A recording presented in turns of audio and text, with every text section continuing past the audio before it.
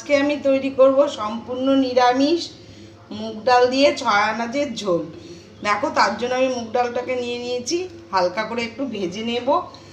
আর লাগবে আমার সব রকম সবজি। আমি নিয়েছি সজনে ডাঁটা, বেগুন, ঝিঙে, মিষ্টি আলু আর মিষ্টি কুমড়ো, আর নিয়েছি কয়েকটা চেরা কাঁচা লঙ্কা।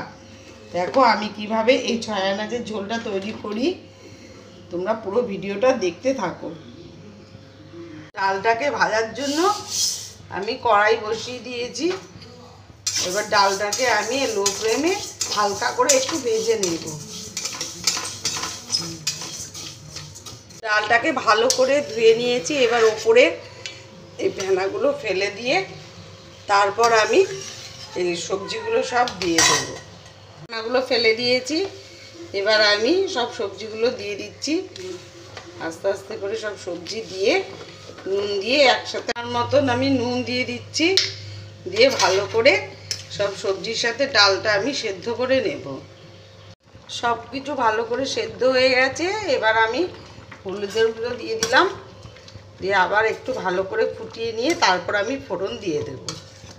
ছয় আনাজের ঝোলটা ফোড়ন দেওয়ার জন্য কড়াইতে তেল গরম করতে দিয়েছি। এবার আমি ফোড়নে দেব একটা শুকনো লঙ্কা, জিরে আর কালো জিরে। ফোড়নটা একটু ভেজে নিয়ে তারপর আমি ওই সব সবজি দিয়ে যে ডালটা সেদ্ধ করে রেখেছি, ডালটা এবার দিয়ে দেবো। ডালটা এবার দিয়ে দিচ্ছি।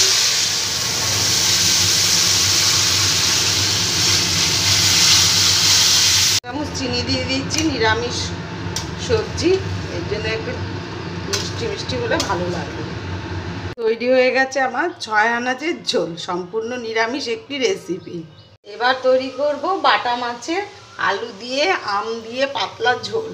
দেখো, তার জন্য বাটা মাছগুলো ভাজার জন্য আমি কড়াইতে সরষের তেল গরম করে নিয়েছি। আর মাছগুলোকে ভালো করে ধুয়ে নুন হলুদ মাখিয়ে 8 ঘন্টা আগে রেখে দিয়েছি। মাছগুলোকে এবার ভালো করে ভেজে নিচ্ছি। এগুলো ভালো করে ভেজে নিয়েছি। এবার মাছ ভাজা তেলে আমি একটু কালো জিরে ফোড়ন দিলাম। ফোড়নটা হয়ে এলে আমি লম্বা লম্বা করে কেটে রেখেছি আলুটা দিয়ে দিচ্ছি। আলুটা এবার একটু ভেজে নেব। সামান্য একটু নুন আর হলুদ দিয়ে আলুটাকে ভেজে নেব। ভালো করে ভেজে নিয়েছি। এবার কাঁচা লঙ্কা বাটা আর একটু জিরের গুঁড়ো আর স্বাদ মতো নুন আর হলুদ দিয়ে দিচ্ছি। মশলাটাকে একটু ভালো করে আমি কষিয়ে নেব। সাথে দিয়ে দেবো আমি কেটে রাখা আম। এই গরমকালে এই আম দিয়ে, এরকম কাঁচা আম দিয়ে বাটা মাছ বা ছোটো মাছ রান্না করলে খুবই ভালো লাগে।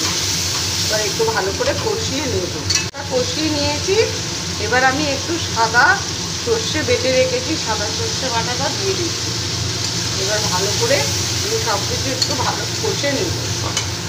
খুব ভালো করে কষিয়ে নিয়েছি। এবার আমি পরিমাণ মতন জল দিয়ে দিচ্ছি। একটু পাতলা করেই করবো, আম দিয়েছি তার জন্য একটু পাতলা করে ঝোল করব মাছের। আর এই গরমের দিনে এরকম পাতলা ঝোল খেতে খুবই ভালো লাগে, আর খাওয়াটাও খুব ভালো। আলুটাও আমার সেদ্ধ হয়ে গেছে। এবার ভেজে রাখা মাছগুলো দিয়ে দিলাম। দিয়ে ভালো করে ফুটে উঠলে আমার রেডি হয়ে যাবে বাটা মাছের আম দিয়ে আলু দিয়ে ঝোল। হয়ে গেল আমার বাটা মাছের আম দিয়ে ঝোল। রেসিপি দুটো তোমাদের কেমন লাগলো কমেন্টে জানাবে। আর রেসিপি দুটো ভালো লেগে থাকলে লাইক, কমেন্ট ও শেয়ার করে দিও। আর সাবস্ক্রাইব